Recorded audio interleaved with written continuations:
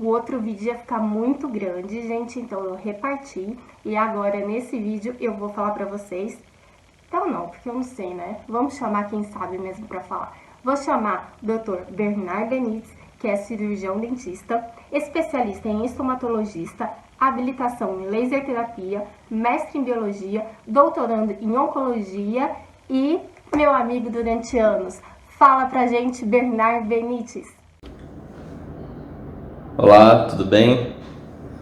Então, fui convidado pela Estelinha para que a gente gravasse um vídeo de perguntas e respostas, explicando então a nossa atuação na odontologia oncológica. Então, para começo de conversa, a grande dúvida que paira em todos os pacientes oncológicos é se ele pode ou não fazer o tratamento odontológico durante a quimio ou radioterapia. E às vezes até em questão do transplante de medula, mas que é um outro tópico. Então, de maneira geral, o paciente oncológico ele pode e deve fazer tratamento odontológico. Espera-se que o paciente faça antes de iniciar o tratamento, seja rádio ou quimioterapia, porque o paciente pode fazer um preparo de boca. Então, removendo focos de infecção, fazendo uma profilaxia, uma limpeza, extraindo dentes que não estão em condições de preservação e desta forma chegando da melhor maneira possível com o cuidado oral para o tratamento oncológico. Mas doutor, eu não tive oportunidade, não sabia que eu podia e agora eu estou com dor. Então, não dá para a gente falar nesse vídeo, explicar 100% como pode ser feito, mas existem casos de pulpite, por exemplo, em que o dentista oncológico, preparado, habilitado, capacitado, define o melhor momento, junto à equipe médica, para realizar o tratamento odontológico, mesmo que de maneira provisória. Então existe na quimioterapia o período do nadir, que é conhecido como, entre aspas, o pior momento do paciente pós-quimioterapia, no qual cai a imunidade, baixa o número de célula. Então esse momento é o momento que a gente vai fugir do consultório odontológico. E aí no momento exato, às vezes com o uso de medicação profilática, é possível realizar o tratamento odontológico. Então, via de regra, o paciente oncológico pode e deve fazer o tratamento odontológico. Em relação à saliva, uma outra pergunta que sempre me fazem é: doutor, por que quando eu faço quimioterapia eu fico com um gosto na boca? E muitos dos pacientes reclamam de um gosto metálico. Então, no meu mestrado, por exemplo, a gente realizou a análise da excreção do quimioterápico. Na ocasião foi através do 5-FU ou 5-fluoracil. E a gente observou que no primeiro minuto o hamster já excretava por meio da saliva, já havia excreção do quimioterápico. Então essa é uma das razões que o paciente fica com esse gosto de remédio ou gosto metálico, dependendo do quimioterápico usado, na boca. E qual é a forma, a melhor maneira da gente evitar ou minimizar? Então é indicado pela MASC, a Organização Mundial, a Associação do Câncer, que realiza-se a cada hora que o paciente está acordado, pode-se realizar um bochecho com uma água alcalina, que nada mais é do que a mistura de bicarbonato de sódio em uma quantidade que cada profissional vai indicar, para transformar aquela água natural em uma água alcalina, permitindo assim então, minimizando o gosto na boca. Então eu, por exemplo, indico para os meus pacientes, no primeiro momento que ele já recebe a infusão, ele inicia então o bochecho com essa água alcalina, melhorando e minimizando esse gosto do quimioterápico na boca. Isso ajuda bastante, além de diminuir a chance de ocorrência de mucosite oral, que é o próximo tópico. Então, doutor, o que é a mucosite oral? A mucosite oral ainda tem muito para ser estudado.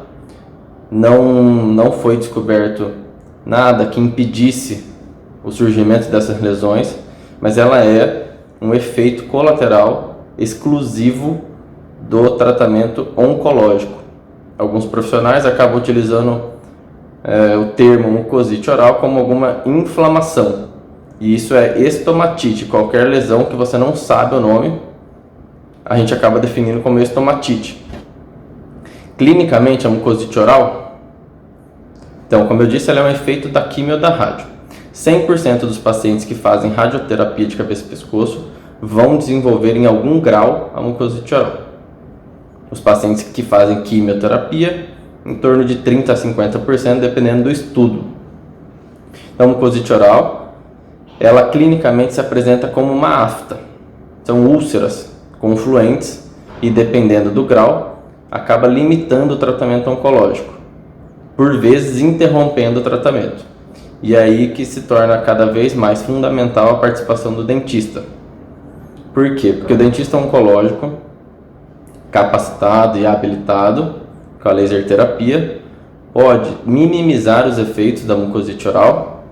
Em algumas vezes a gente consegue regredir a lesão, e em alguns casos a gente acaba mantendo, pelo menos permitindo com que a mucosite oral não evolua no seu pior grau, que seria o grau 3 e grau 4. Então, a mucosite oral é dividida em grau.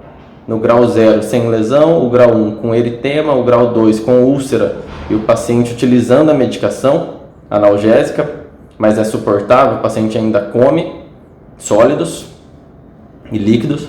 No grau 3, o paciente apenas consegue ingestão de líquidos, e no grau 4, o paciente acaba precisando da sonda, coisa que a gente quer evitar no tratamento oncológico. Por fim, e não menos importante, então é recomendado também pela MASC e pela ISO o uso de enxaguante, o que é mais conhecido com o nome comercial de PerioGard, que é a clorexidina 0,12%. Então, durante todo o tratamento, a gente pede para o paciente usar a clorexidina 0,12%, 2 vezes ao dia, de 12 em 12 horas.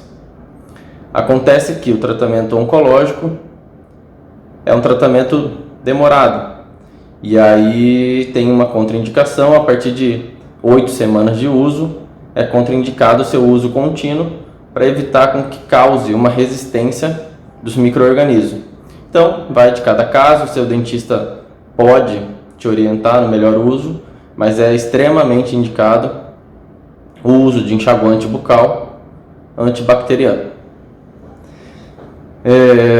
Os cuidados orais que a gente acaba passando, então tem diversos cuidados, desde que eu já comentei anteriormente, o uso de água alcalina, o uso do PerioGard, que é o antibacteriano. A gente pode lançar mão de protetores labial, porque a maioria das vezes o paciente fica com uma sensação da boca seca, que é conhecido como xerostomia. Em alguns casos o paciente acaba ficando com uma baixa produção de saliva, e aí a gente tem que diferenciar o que é xerostomia de hipossalivação. A hipossalivação é a baixa produção de saliva. Por outro lado, a xerostomia, o paciente tem a saliva, mas ele fica com a sensação de boca seca. Então aí a gente tem alguns produtos também que a gente pode utilizar, como spray hidratante, como a saliva artificial. E aí, mais uma vez, o dentista mostrando sua real importância dentro do tratamento oncológico. E existem alguns casos e aí criou-se o mito de que o paciente oncológico não pode frequentar o consultório odontológico, porque existe o risco de desenvolver osteonecrose medicamentosa, e aí a gente vai falar um pouquinho, e a osteoradionecrose, que no caso é por causa da radioterapia. Então a necrose óssea, ou ela pode ser medicamentosa, e aí a gente chama de osteonecrose, ou radioterápica, e a gente conhece como osteoradionecrose.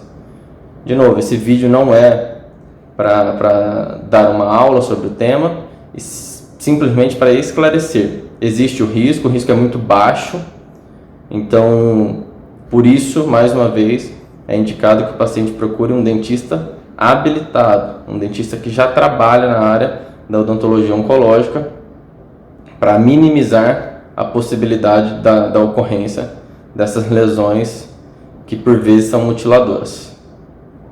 Tá? Então, acho que eu dei um panorama geral do que é a odontologia oncológica. Eu espero colaborar, e mais para frente eu e a Estela a gente vai fazer alguns vídeos explicando cada tópico, porque assim a gente consegue chegar em muito mais pessoas e dessa forma quebrar esse mito entre cuidados odontológicos e paciente oncológico. Tá certo? Então a gente se vê. Um beijo, Estelinha. Muito obrigado pela oportunidade de participar, de colaborar. A Estelinha que é a nossa paciente, e a gente mantém contato, sempre esclarecendo via WhatsApp, tirando dúvida. Então a gente está sempre de olho, certo? Um grande beijo.